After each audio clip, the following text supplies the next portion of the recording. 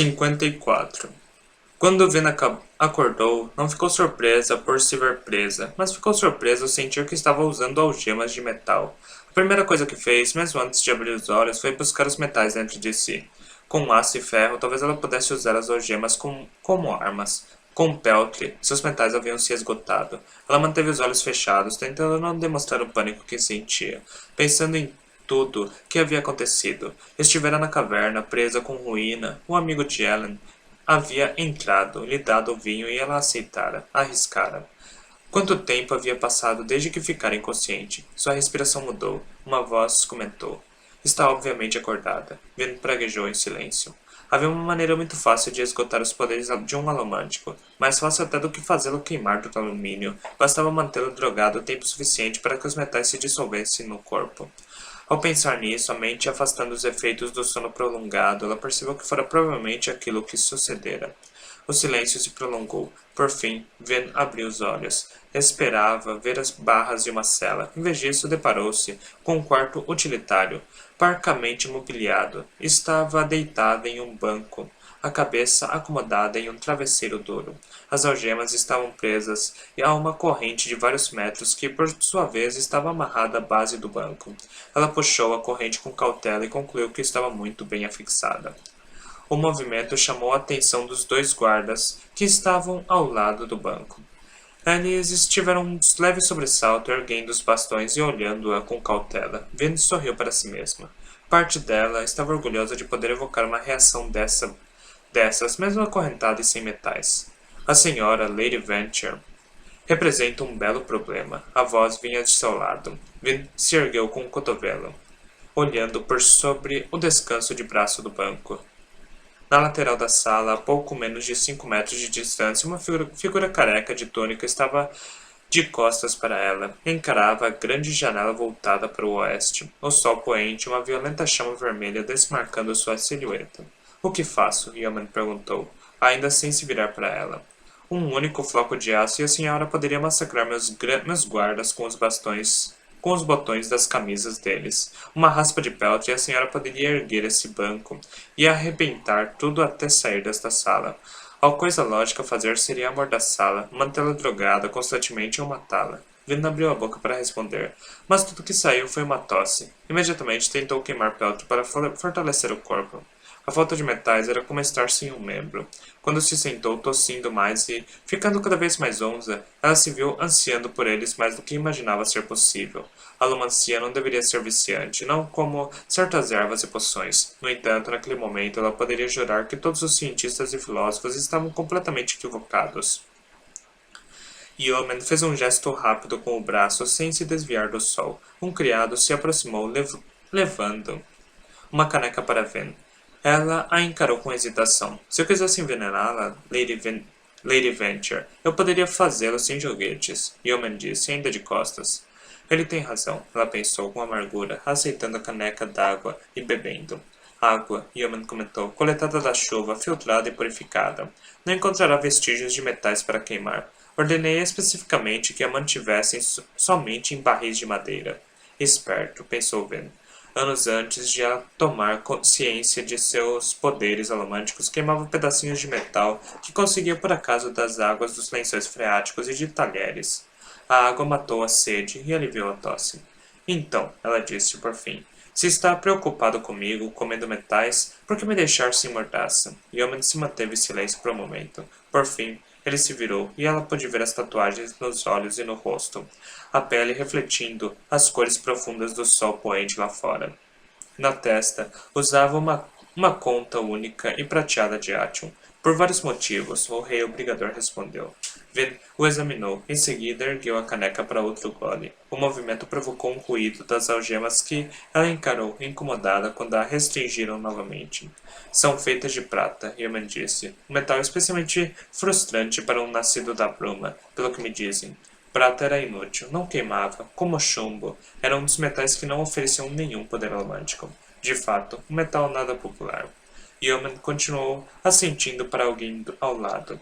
Um criado se aproximou de Vin, trazendo algo em um pequeno prato, o brinco de sua mãe. Era algo aromaticamente obtuso, feito de bronze com laminação em prata. Muito do revestimento havia se desgastado com o passar dos anos, e o bronze, amarronzado, já se mostrava, fazendo o brinco parecer a bugiganga barata que era. E por isso fiquei muito curioso para saber por que você se incomodava em usarem um ornamento como este. Mandei que o tentassem, prata por fora.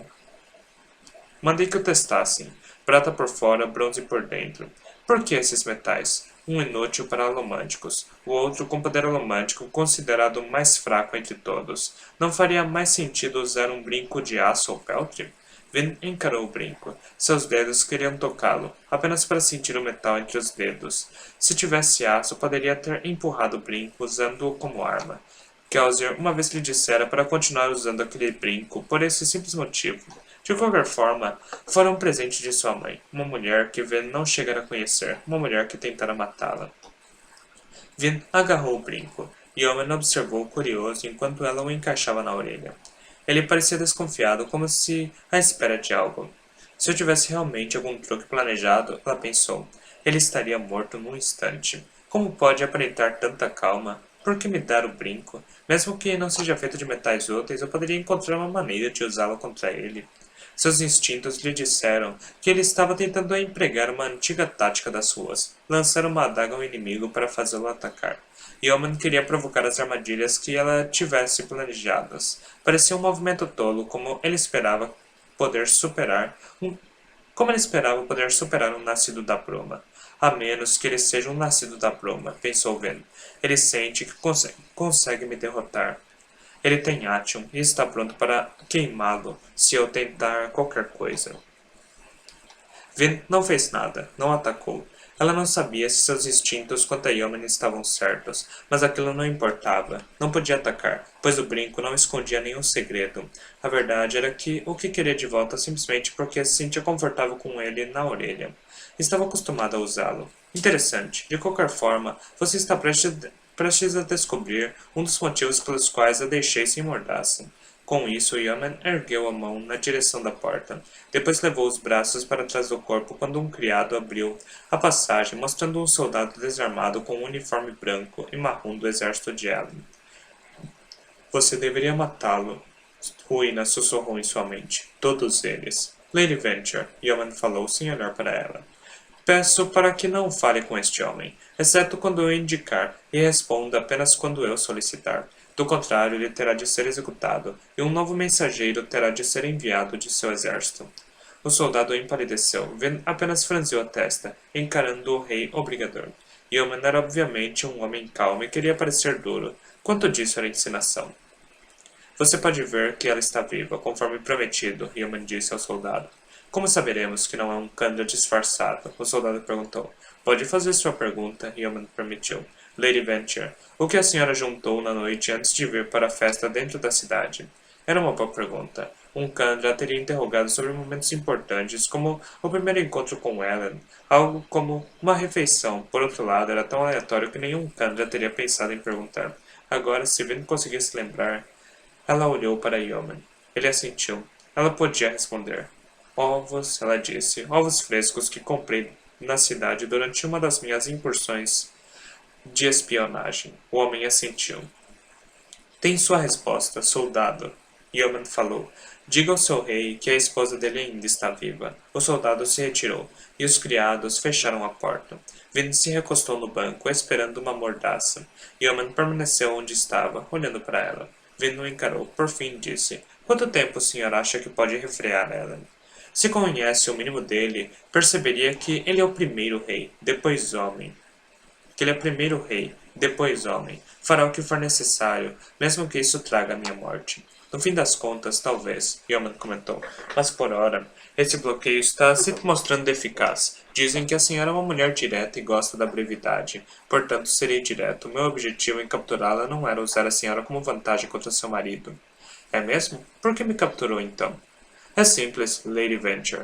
Eu a capturei para poder executá-la. Se ele esperava surpresa, ficou desapontado.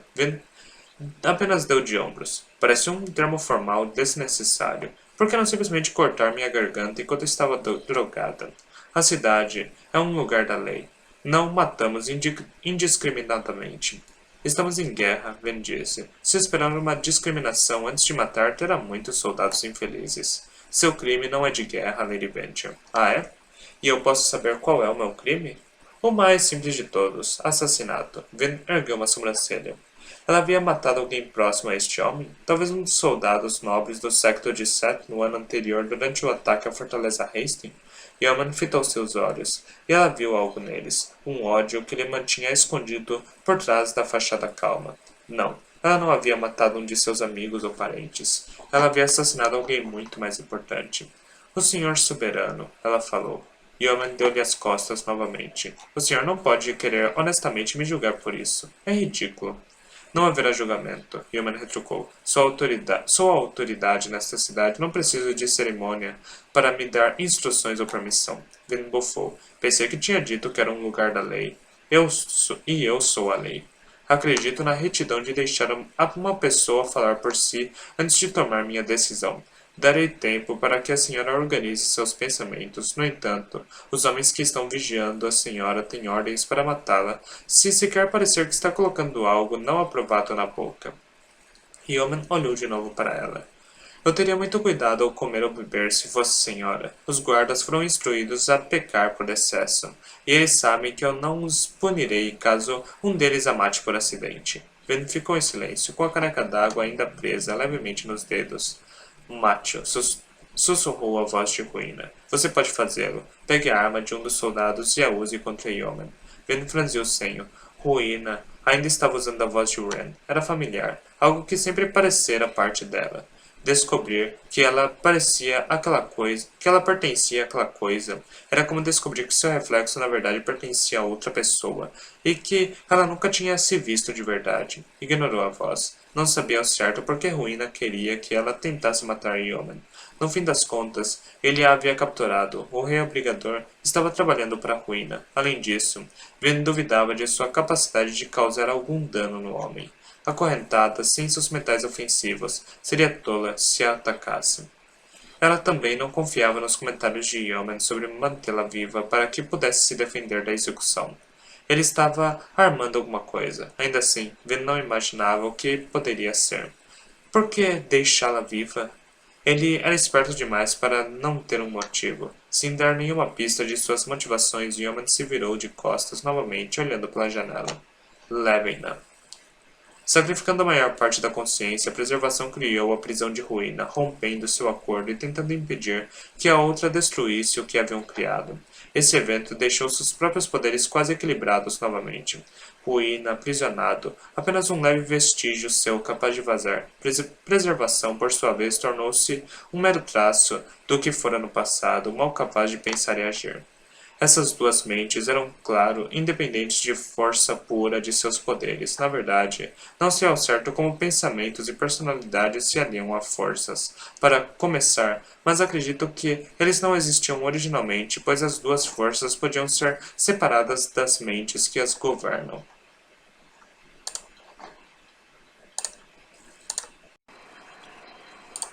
Cinquenta e cinco. Ellen demorou muito mais para voltar do vilarejo do que para chegar até lá. Para começar, havia deixado muitas de suas moedas com os aldeões. Não sabia ao certo como o dinheiro ajudaria nas próximas semanas, mas sentia que precisava fazer alguma coisa. Teriam tempos difíceis a enfrentar nos próximos meses. Os estoques de comida estavam quase vazios, as casas queimadas pelos colos, as fontes de água contaminadas pelas cinzas, sua capital e seu rei, sitiadas pelo próprio Ellen. Preciso me concentrar, disse a si mesmo, caminhando através das cinzas cadentes. Não posso ajudar cada vilarejo. Preciso me preocupar com o cenário maior. Um cenário que incluía usar uma força de colos para destruir a cidade de outro homem. Ellen cerrou os dentes e continuou sua caminhada. O sol rastejava em direção ao horizonte e as brumas já começavam a aparecer, iluminadas pela luz chamejante do astro vermelho. Atrás deles, cerca de 30.000 colos caminhavam pesadamente. Seu novo exército. Esse foi outro motivo que o fez demorar mais para voltar. Queria caminhar com um exército colos em vez de saltar diante dele, caso seu inquisidor aparecesse para tomá-los de volta. Ele ainda não conseguia acreditar que um grupo tão grande não estivera sob nenhum tipo de controle. Ataquei um exército colos sozinho, pensou, enquanto abria caminho por um terreno tomado de cinzas até a altura da coxa. Consegui, sem a ajuda de Ven, determinado a derrotar seu inquisidor por conta própria. Como pensar em lutar com um inquisidor sozinho? O próprio Kelsier mal conseguiria derrotar uma dessas coisas. Ven matou 3 até agora, ele pensou. Nós o abordamos juntos, mas foi ela quem matou cada um. Ele não se ressentia das habilidades de Ven, mas sentia indícios leves de inveja ocasional. Aquilo o divertia. Nunca o incomodara quando era um homem comum, mas agora que era um nascido da bruma, também, ele se via invejando as habilidades dela.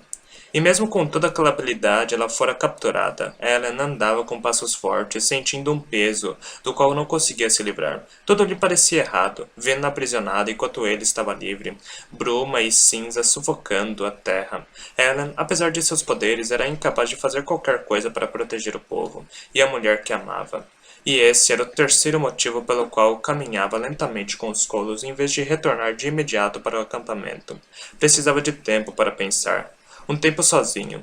Talvez tivesse sido isso a fazê-lo partir, em primeiro lugar. Ele sabia que seu trabalho era perigoso, mas nunca pensou realmente que poderia perdê-la. Era Ven, sempre escapava, sobrevivia. Mas e se dessa vez não sobrevivesse? Ele sempre fora o vulnerável, a pessoa comum em um mundo de nascidos da bruma e colos, o estudioso incapaz de lutar, dependente da proteção de Ven. Mesmo durante o último ano de lutas, ela se mantivera perto. Quando ela passara por perigos, ele também estivera junto, de forma que nunca houve tempo para pensar sobre o que aconteceria se ele sobrevivesse e ela não. Ellen sacudiu a cabeça, abrindo caminho pelas cinzas. Poderia ter usado os colos para abrir uma trilha. No entanto, por ora, queria estar longe até mesmo deles. Então, caminhava na frente, uma figura solitária de preto em um campo coberto de cinzas, iluminado pelo sol poente e vermelho.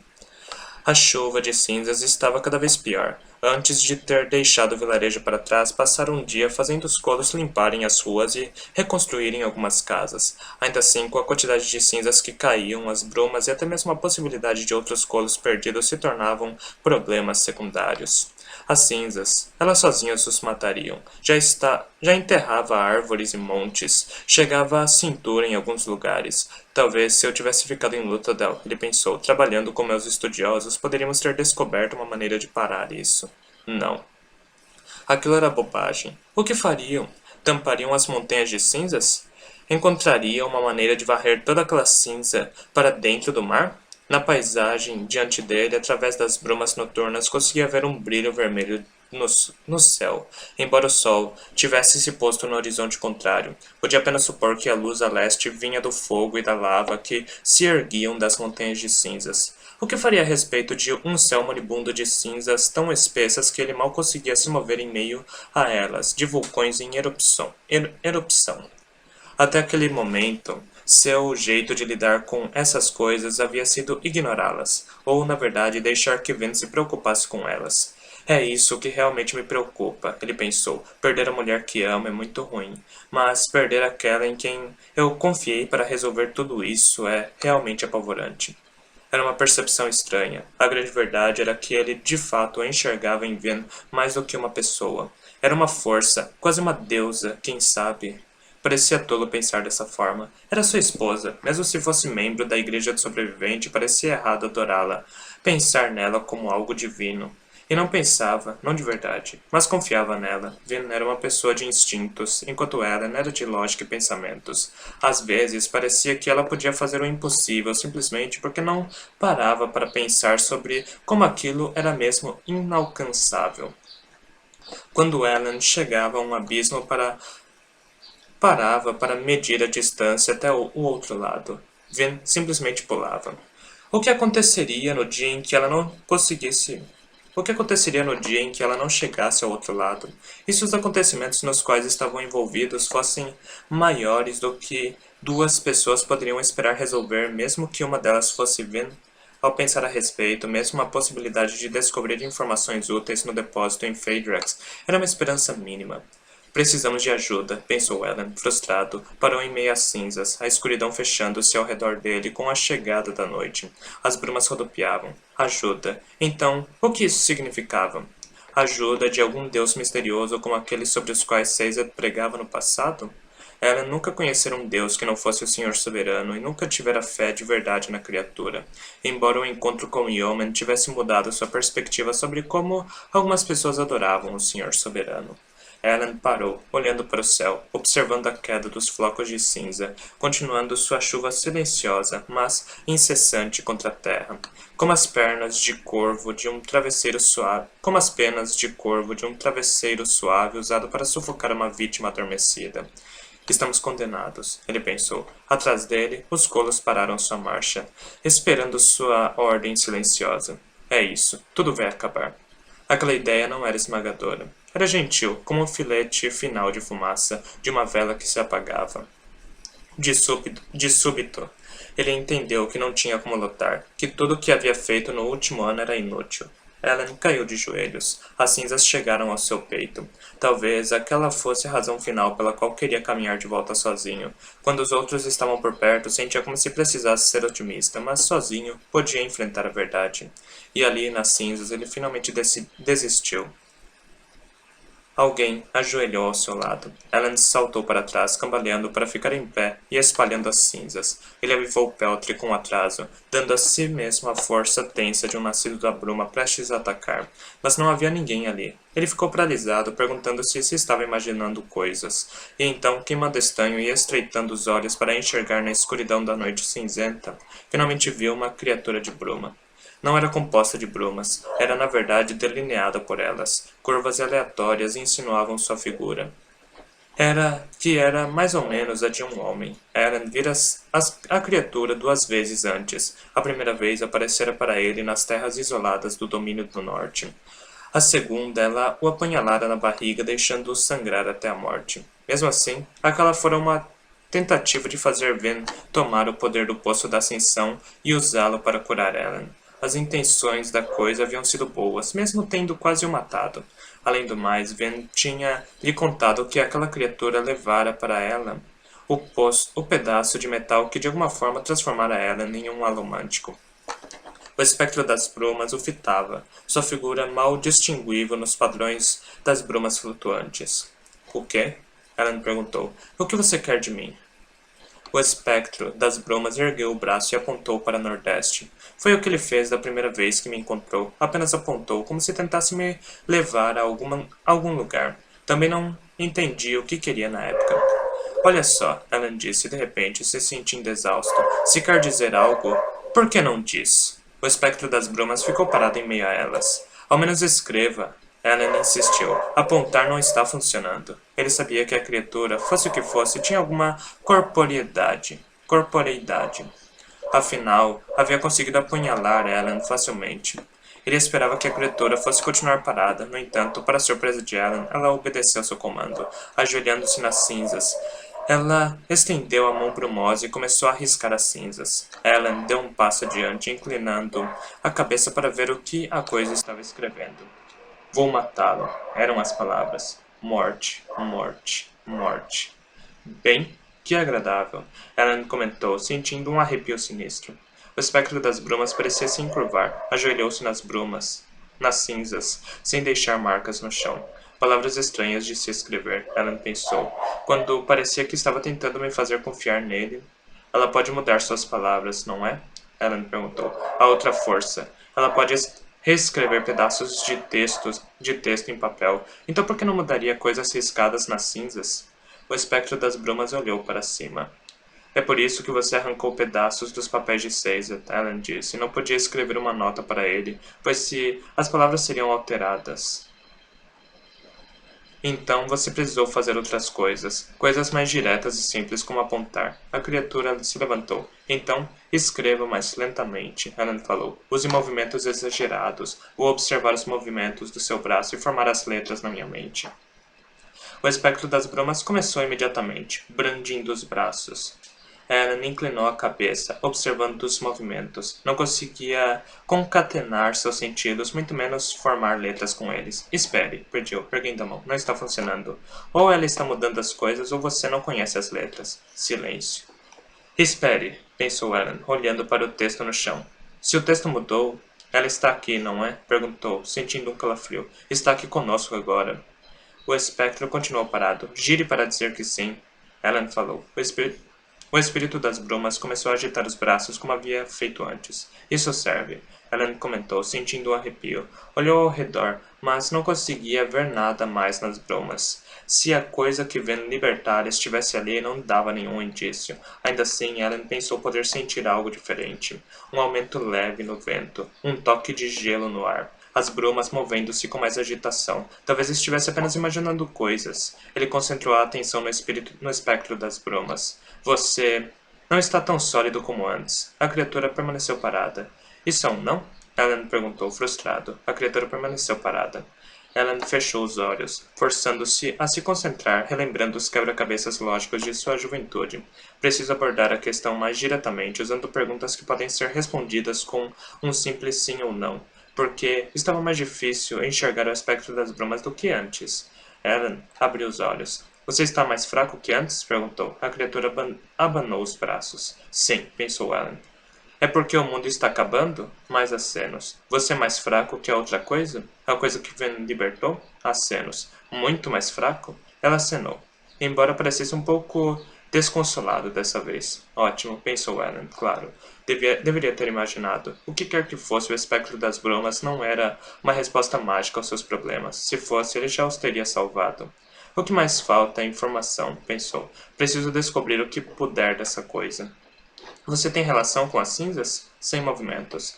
Você está causando as chuvas de cinza? Sem movimentos. A outra coisa está causando? Dessa vez, ela assinou os braços. Certo. Ela está fazendo as brumas virem durante o dia também? Sem movimentos. Você está fazendo as brumas virem durante o dia?